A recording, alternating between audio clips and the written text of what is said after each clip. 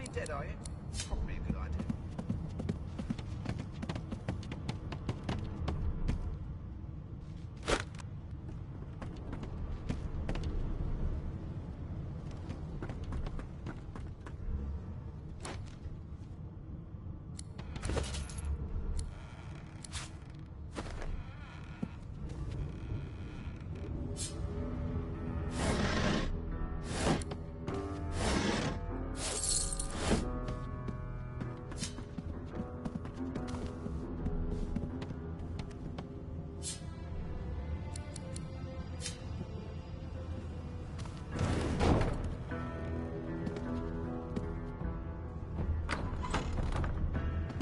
An animal sty.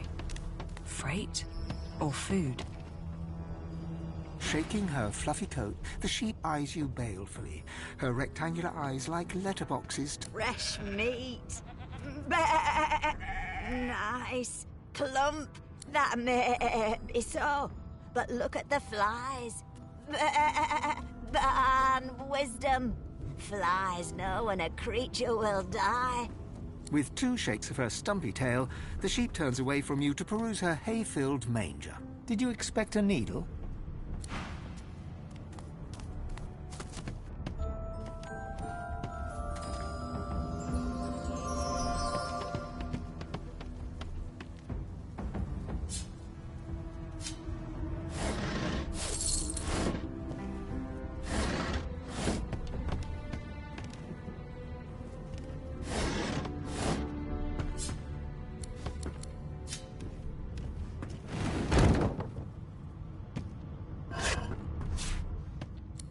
Did you expect a needle?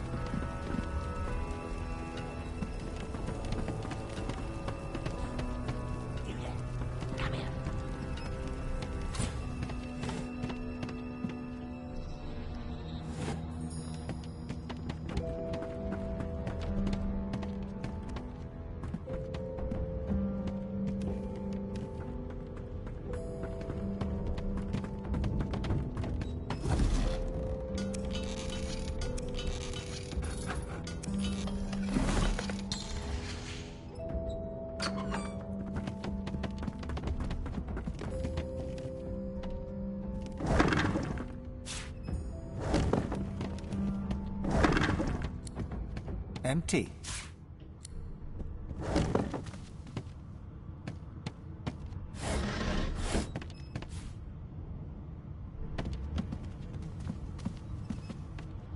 Empty.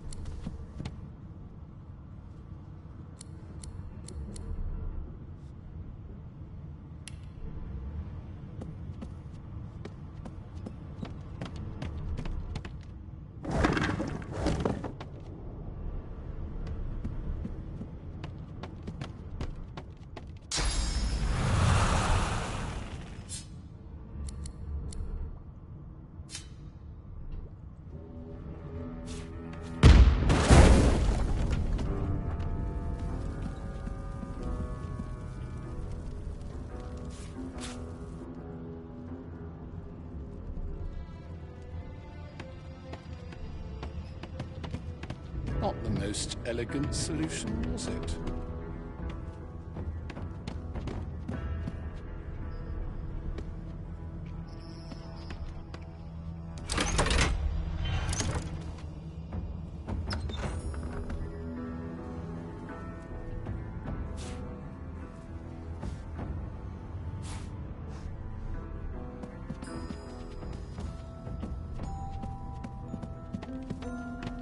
And I'm back where I started. Nowhere to go but up.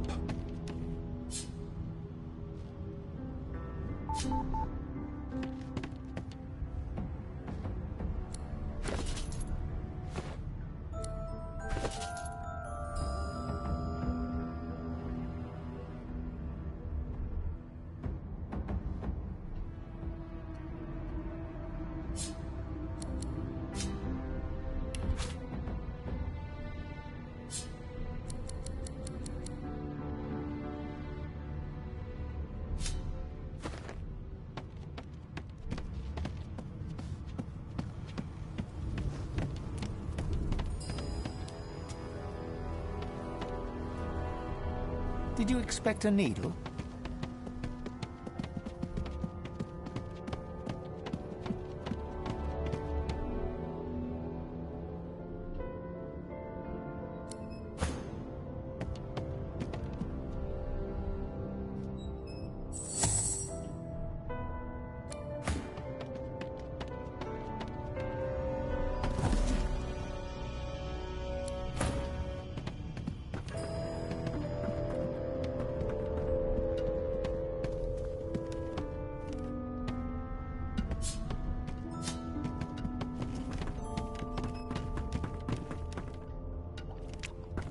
The Magister Guard snorts and sniffles as he sleeps.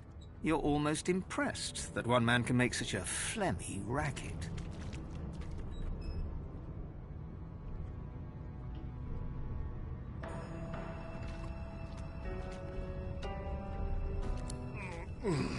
Is my shift over? Are you here to relieve me? Wait, you're no Magister. You're a sorcerer. What are you doing here, filthy scrounger? Choose your words carefully. My fists ache to meet a new face.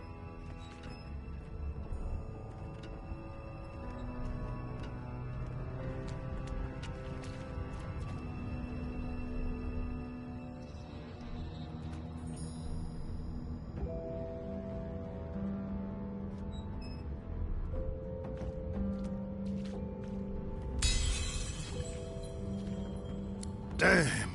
If it's not one thing, it's another. And no way I can trust those fools to deal with any nonsense on their own. Can't leave the prisoner alone, though. He's been nothing but trouble, I hear.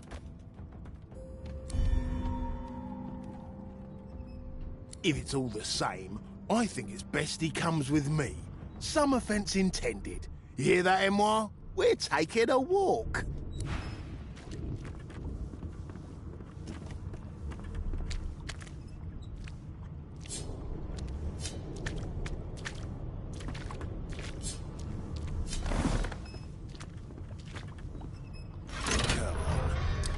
Keep your hands where I can see them.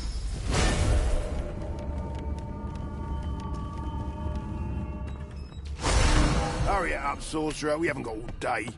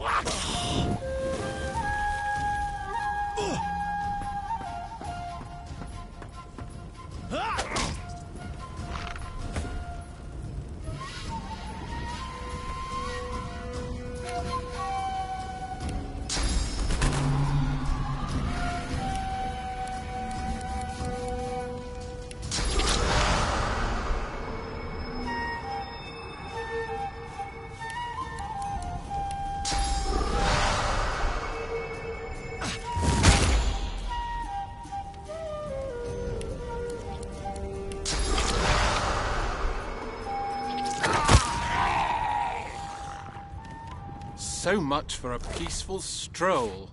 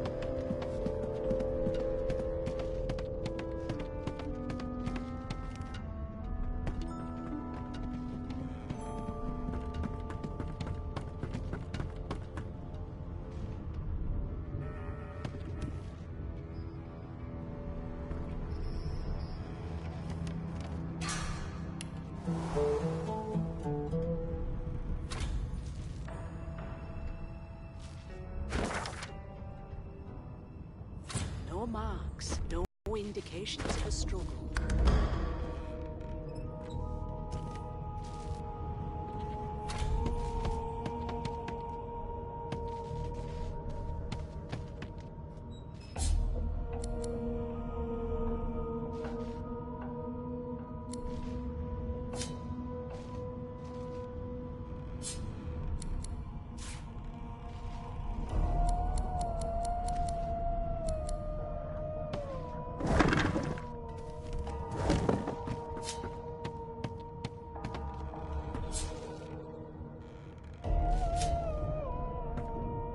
Empty.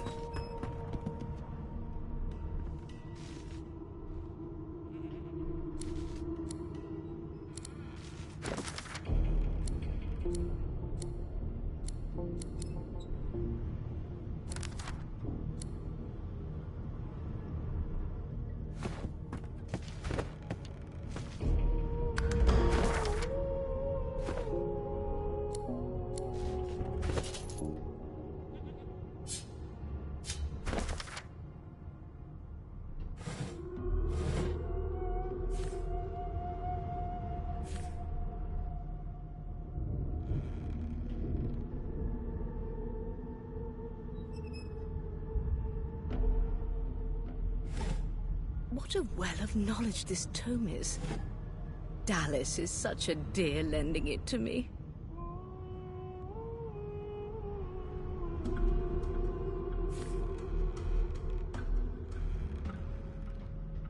Did the murderer take him into this room? Or was he already here?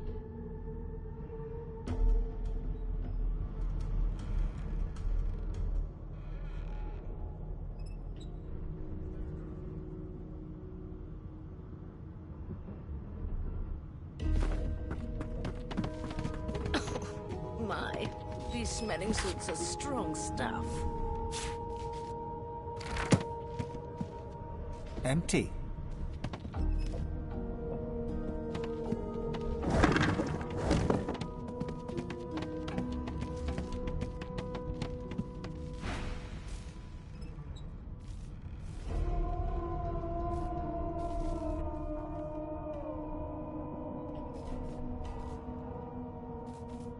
In the meantime, your next stop will be Magister William. All passengers have to be registered in the ship's manifest, and he's the chap in charge of the logs. You'll find him on the other side of this deck, in the officers' quarters.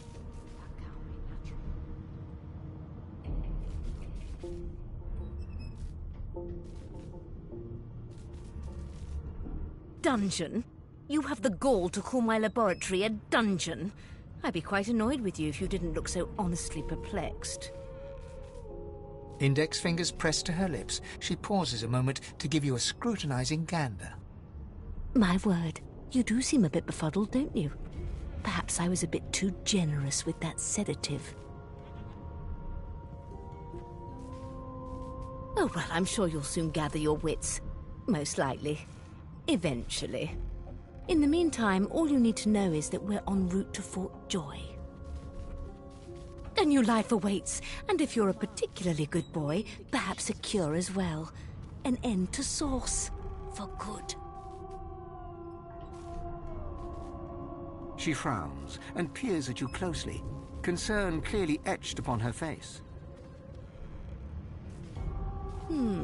Delusions such as these are rare, but not unheard of. I recommend a cup of mulled wine and another night's sleep. Just take it easy. Why, for my peace of mind, of course. Why don't you try casting one of those source spells of yours? See what happens. Oh, do go on. I won't hold it against you. Promise.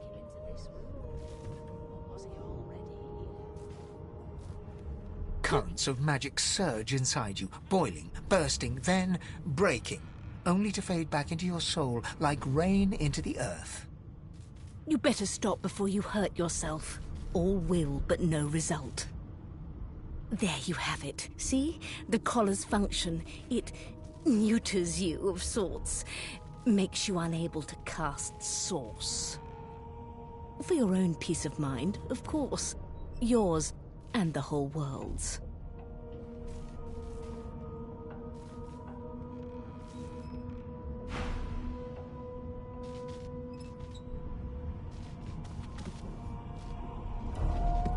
Yes, this is a rare kind of magic.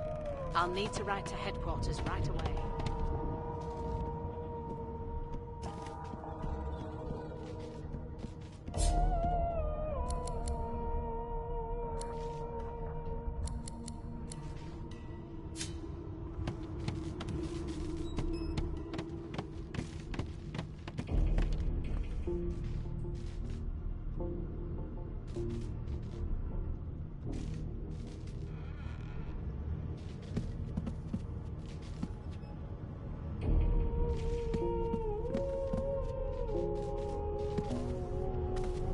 Seems as though there's a pattern.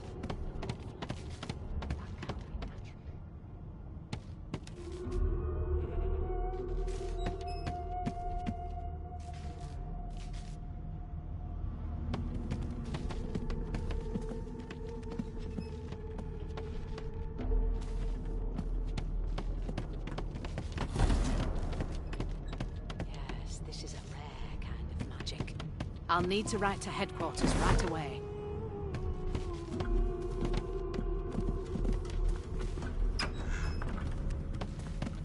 Good gods! There's been a murder here! Quite the mess they made. Ugly sight, isn't it?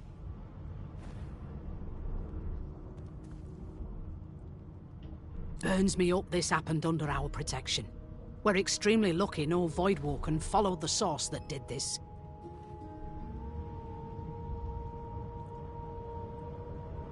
She looks up at you with a mirthless smile. I was on duty in your room when the murder happened. You were asleep the whole time. Didn't even stir. You're one of the only indisputably innocent people on the ship. Unless you can commit murder in your sleep, of course. Not with that collar on, you aren't. Listen, I could use someone to keep their ears open among the passengers. Sometimes they clam up in front of a uniform. Bring me a good lead, and I'll throw in a shiny gold coin for you. How about that?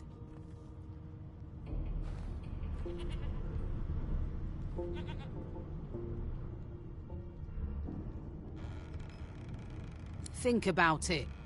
It's one of you who got killed, not one of us. We want to find who did it and bring them to justice. Who's your real enemy here? You let me know if you hear anything. Whoever did this is dangerous.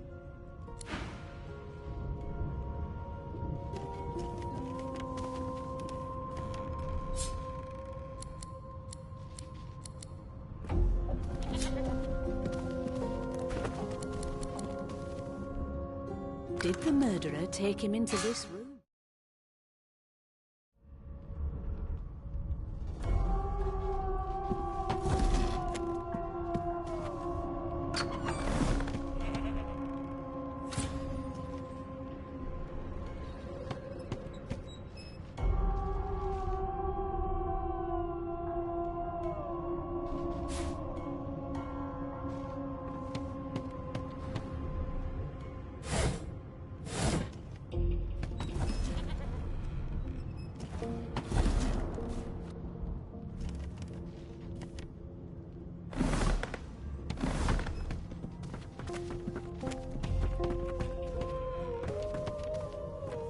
Behind the Magister, a bloodied mass lies in a heap.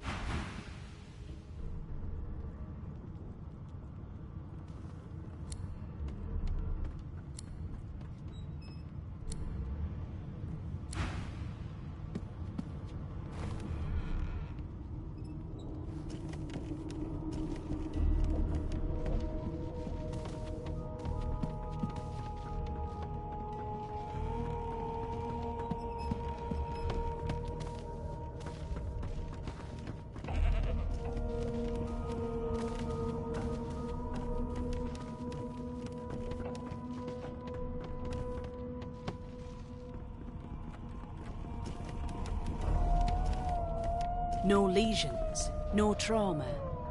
He was bled by magic.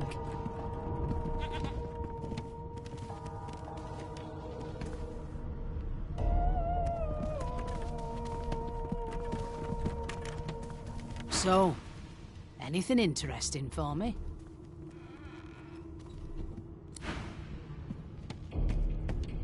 So, anything interesting for me?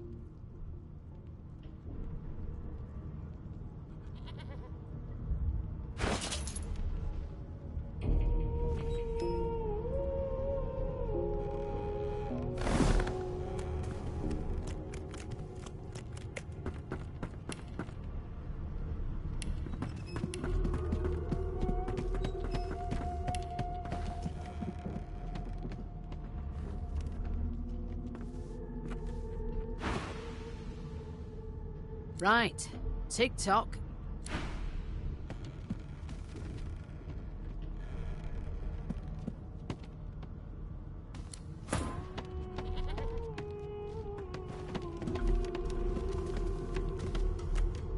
Yes, this is a rare kind of magic. I'll need to write to headquarters right away.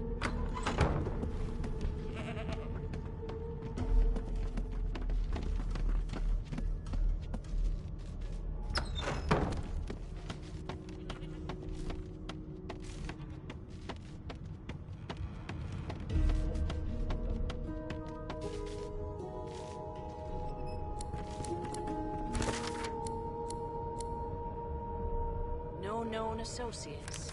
In fact, he seemed quite averse to spending time with the others.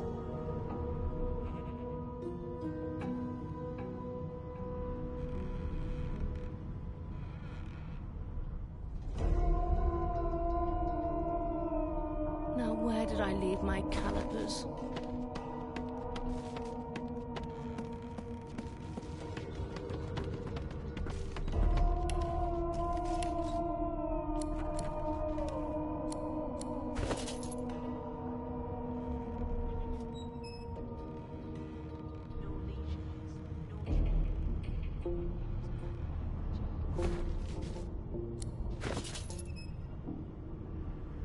As the dead man's flesh slides down your throat, you feel his consciousness enter yours. His memories are yours to experience. You are Finn.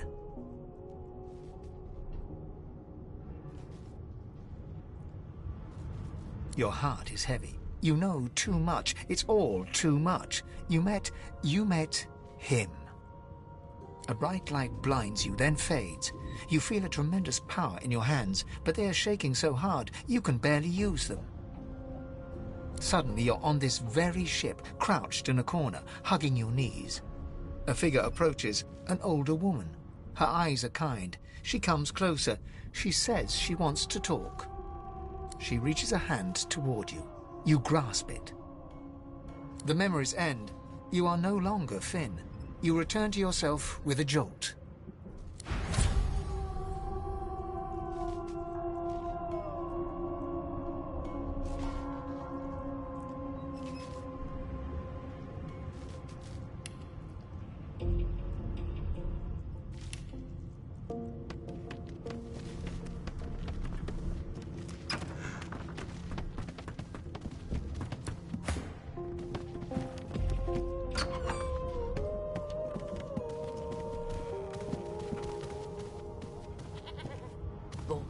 So, anything interesting for me? You got an elf for a friend, I guess. Please, don't tamper with the evidence, especially not like that. As for the older woman, I'll have to check out the ship's log. If she's aboard, I haven't met her myself. Must avoid us Reds when she sees us. If you meet anyone like that aboard, maybe you could talk to her. Casually. See when she last spoke to Finn.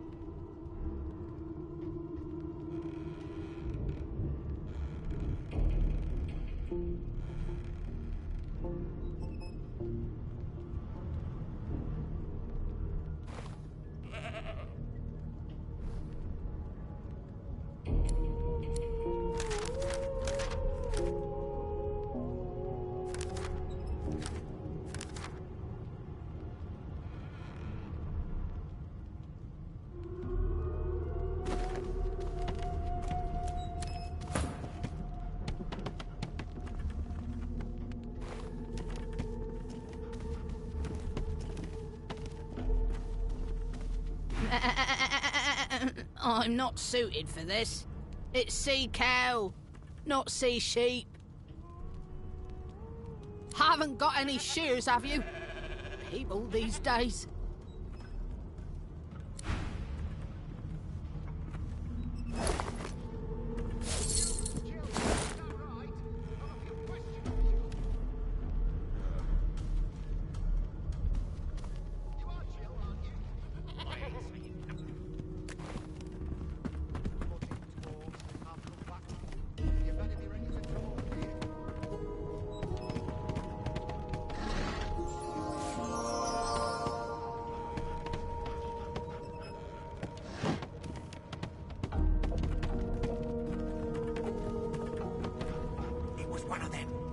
There you are, wife.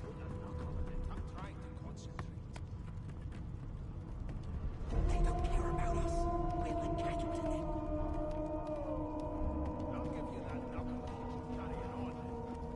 One of us will kill our own. They're picking us off one by one.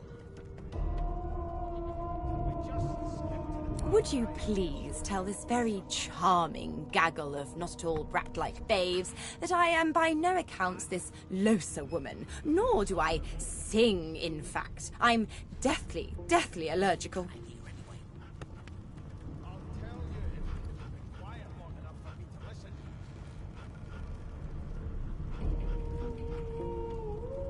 The young woman seems about to raise her hand, but quickly remembers herself and nods pointedly at the excited children.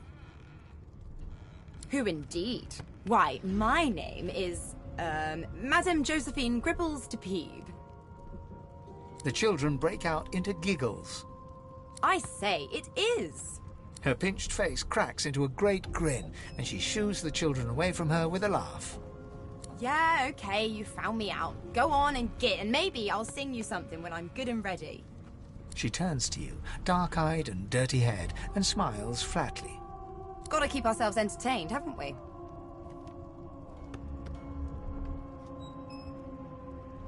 was one of them. I know it. You'd presume right. They don't care about us. We're like cattle to them. Nope. Trying not to find anything out either. Ignorance is bliss. The utterer, the better.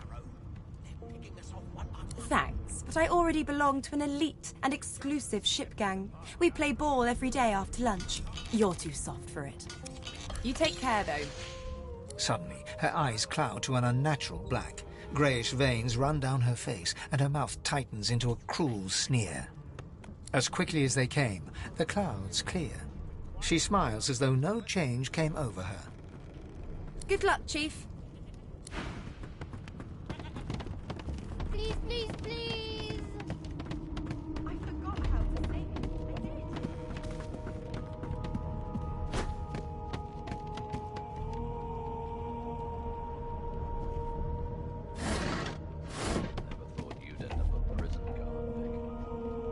An elf sits tucked away in a dark spot, lazily rolling dice onto the surface of a barrel. They sound like the dry cackling of an old witch. Snake eyes. She chuckles. I bet that's just what they'll look like. Rolling dice. Deciding fates. She eyes you quite seriously. Not the future, no. But I can read the past in flesh. One of the perks of being an elf, you see. I'm quite good at it, too. I could lick your arm and tell you how you spent the night before last. Shall I? She gives your arm a vigorous stroke of the tongue, efficient like a cat grooming. You were in a cellar with other sorcerers. As everyone lay sleeping, you lay awake thinking of someone back home. A very special someone. You were reminiscing about the things you used to do together.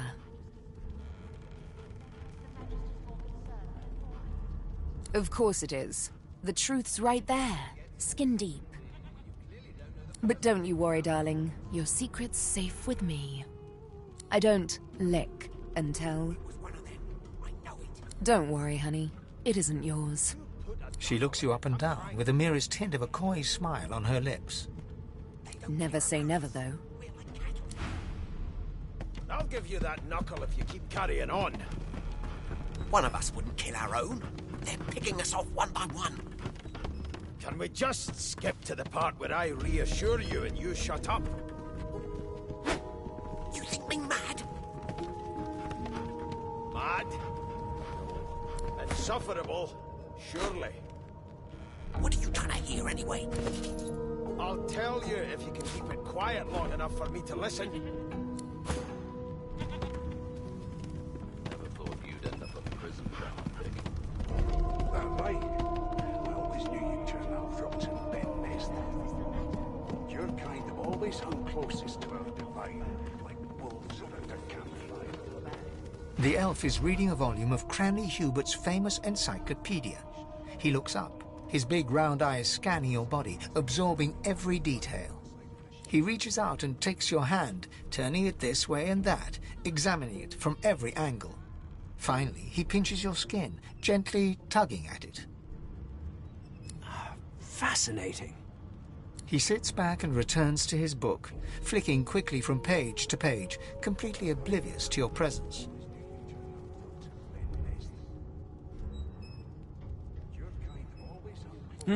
What purpose did that serve? Was that a greeting? Was it... Oh dear. I seem to have crossed some cultural taboo. How... difficult. You have my apologies, human. Perhaps I should demand the same from those red-cloaked humans. They laid their hands on me more than once.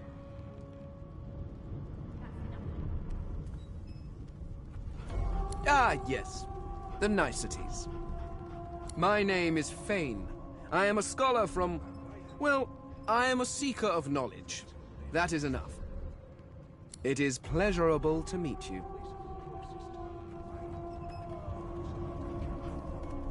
Hardly.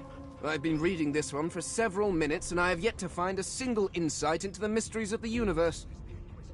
It is simultaneously too detailed and insufficient. I know the beginning of this tale and the end, but I am rather missing the middle. Tell me, what do you know of our world's history?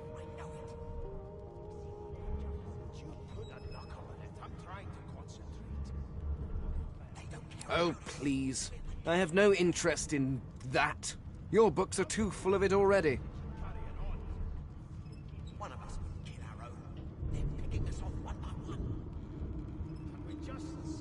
No. I want to know about the Celestial. I want to know about your gods. This text tells me that they created all creatures, but nothing of what came before. Where did these gods come from? Who are their people? Where are the others of their kind? Of course you don't have any useful information. Why did I expect anything else? Now please, run along. I have a world to decipher. No amount of pestering will get the elf to take his eyes off his book or respond to your questions. Your kind always hung closest to our divine, like wolves around a campfire.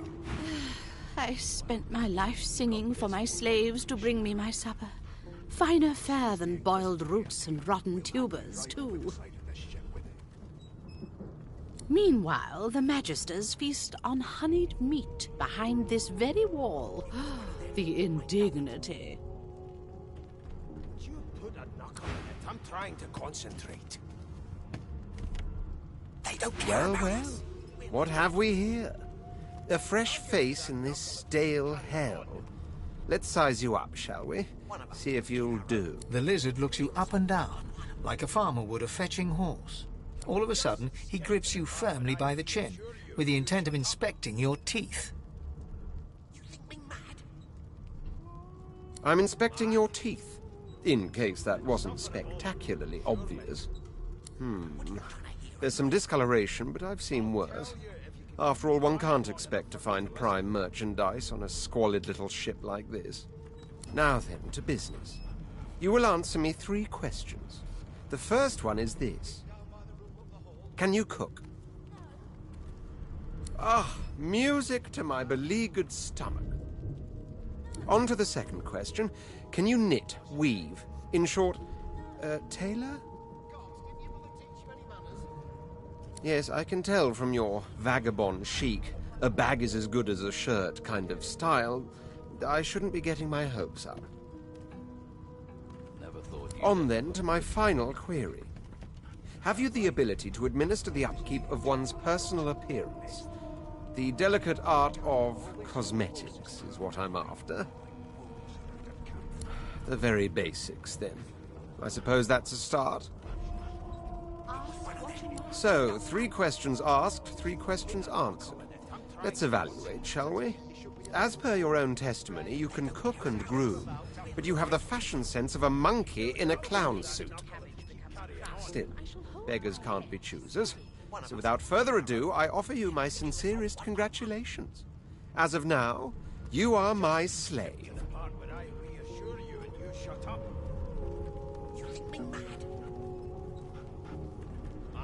My slave, of course. Oh, but I see. Yes, I suppose it must take some time for the full extent of this honor to sink in. Anyway, you may leave me for a moment. We'll go over your duties once we reach Fort Joy. Now, shoo! That right. I always knew you'd turn out rotten, Ben Nest. Your kind always hung closest to our divine. You! Sorcerer! Blood? No! Go! Ruff! As soon as the Inquisitor gets here, we'll hide the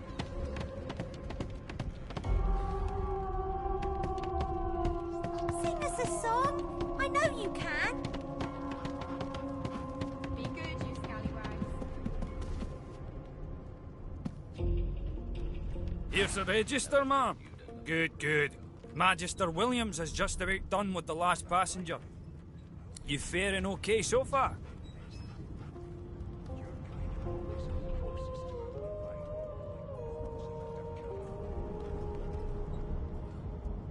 Glad to hear it. You head on in now.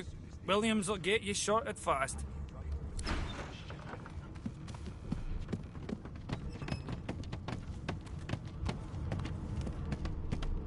It was one of them. A broad dwarf sits totally upright on the bench, eyes closed, palms face up on his knees. He raises an eyebrow as you approach, but... Listen up, Gero. You hear that? That right? He turns his head toward you, looking you up and down, and smiles before turning his attention to the ship once more. You look like a Gero to me. Listen if you're interested, or get gone if you aren't. The ship, of course.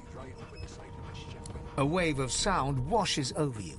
The unintelligible chatter of your shipmates, the groaning of wood from floor to ceiling, the boom, crash and crackle of waves around you, complaints from the sea itself. And? There's nothing else I can make. Sick as a leper's cat. From the state of it, I'd say she's being cared for by a bunch of beardless babes who never loved anyone but their own mums. I don't intend to do away with the custom. But there's more. Listen close. There has been a murder. There now, just like that. Squeak!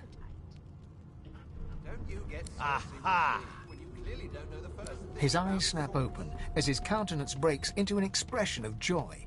One great paw claps you on the back. The other catches you before you lose your footing.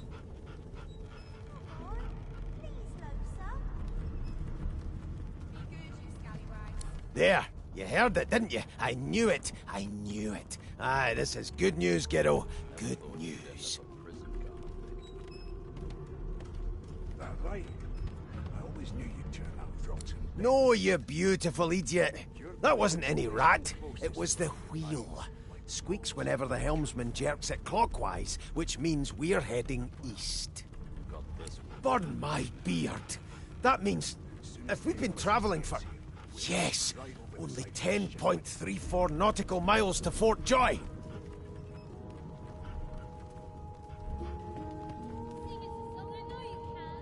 Ah, so you've eyes as well as ears, eh? You'll go far, mate, even here. No indeed, Gero, but that ain't my final destination. The dwarf leans back from the table and strokes his beard, gold medallions jingling merrily. His eyes roll over to you. That'll be all, thank ye kindly, Gero. He continues stroking his beard, a beatific smile on his lips, and doesn't acknowledge you anymore. Got this wolf on a leash now. As soon as the Inquisitor gets here, we'll hang you right over the side of this ship with it. How dare you classify this slop as food? I've seen more appetizing things coming out of plague-stricken pigs. There's nothing else I can make, Your Majesty. Turnips and water are all I was given. Unacceptable. I've never dined on anything less than a dozen-course dinner, and I don't intend to do away with the custom. Well, there has been a murder, Your Majesty. Maybe that makes the Magister's more concerned.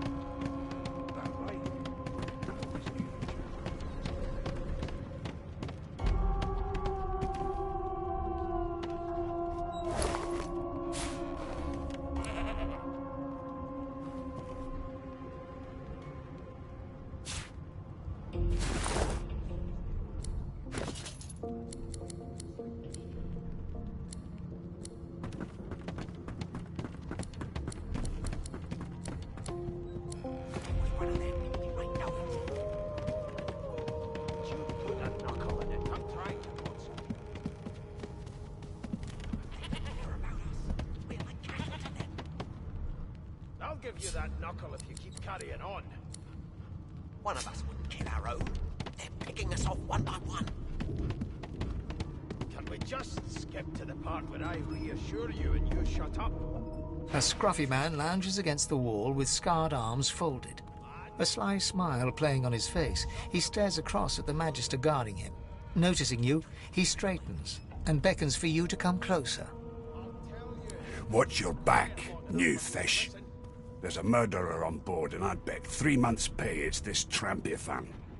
Rolling his eyes at the Magister's warning, the man named Ifan beckons again.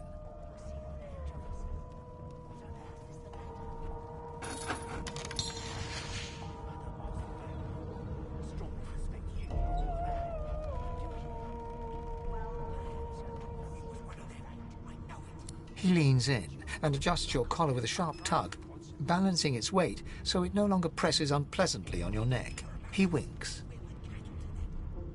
Pinches less that way, right? Hocking a phlegmy gobbet in your general direction, the sullen Magister settles back to his task of glowering at Ifan. And now, you. We used to know each other, more's the pity. I was his commander many, many, many moons ago. Isn't that right, Vic? Standing far back from Ifan, the tight-faced Magister draws one finger across his throat in an elaborate fashion, but says nothing. Ifan grins, flashing pointed white teeth. Same as he was at 14 years old. Only difference is somebody gave him a bigger sword and now he's Johnny Big Pants. Long story. Maybe I'll tell you about it in the Joy. Away from interested parties.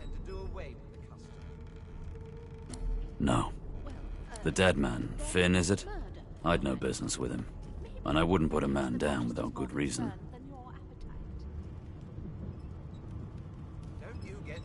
He glances over at Magister Victor, who's staring back at him with pointed intensity. Damn shame sheer annoyance isn't reason enough. The Joy, I've heard a lot. Nothing good. No surprise there, since Bishop Alexander runs the show. Wonder if we'll get to meet the ringmaster himself. Easy now. I might think the same, but Vic here will blow a blood vessel if he hears you talking like that. What are you conspiring about over there? You! What's your name? Oh, don't mind him. Vic's just got a bee in his bonnet. And that bee is me. Name! Magister Victor looks at you suspiciously, then scrawls something illegible down in a tiny notebook. He scowls at you as he stows the notebook back in his voluminous robes. Away with you, at once. Ifan performs an elaborate pantomime of keeping quiet, one finger in front of his lips as he leans back against the wall. I'm busy watching for clues, sorcerer. Go take your sub-story somewhere else.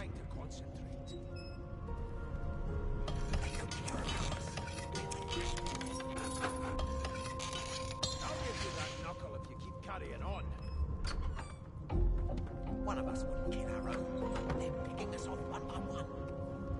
Can we just skip to the part where I reassure you and you shut up? You think me mad? Mad? Insufferable, surely. What are you trying to hear anyway? I'll tell you if you can keep quiet long enough for me to listen. How dare you classify this slop as food? I've seen more appetizing things coming out of plague-stricken pigs. There's nothing else I can make, Your Majesty. Turnips and water are all I was given. Keep those bolts trained on her, and if she tries to run, shoot to kill. You seem on edge, officer. What on earth is... Standing at the center of the room, you spot a sorcerer haughtily eyeing a pair of nervous-looking magisters. They keep their crossbow trained upon her as she's being interrogated by an officer.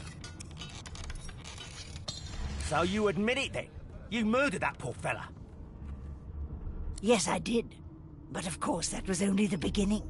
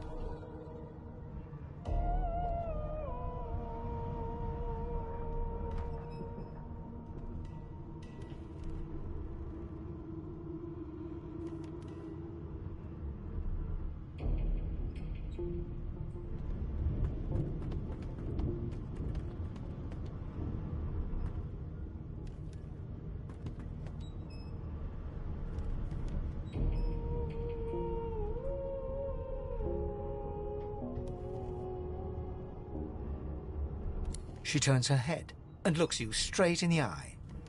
There are others whose lives must end. Good God, the woman's mad. You there, sorcerer, go and fetch Magister Siwan. We need to do more than collar this maniac. We need to shackle her, hands and feet.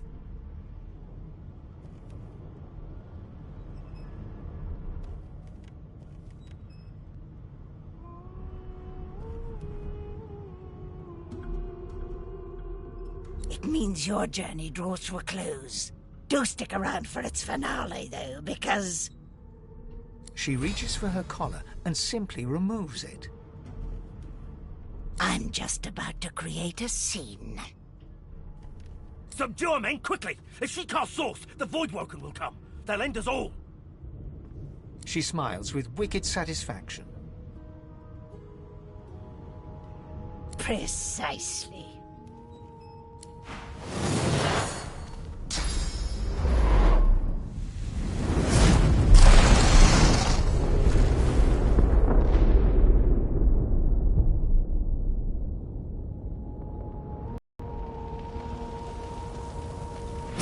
Happening. That woman, what's she done?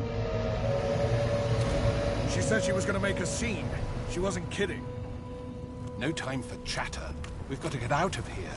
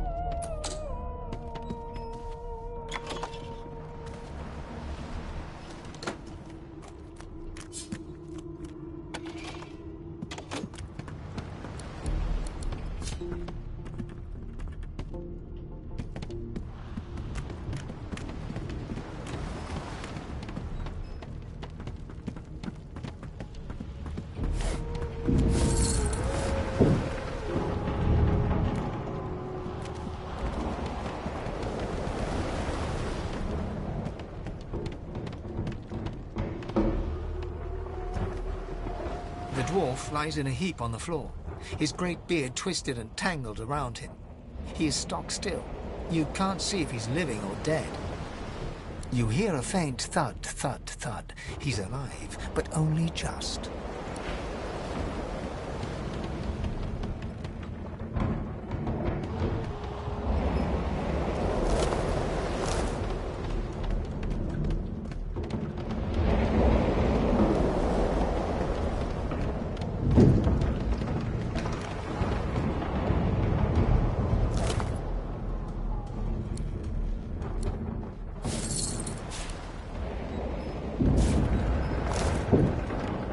Nothing to see here.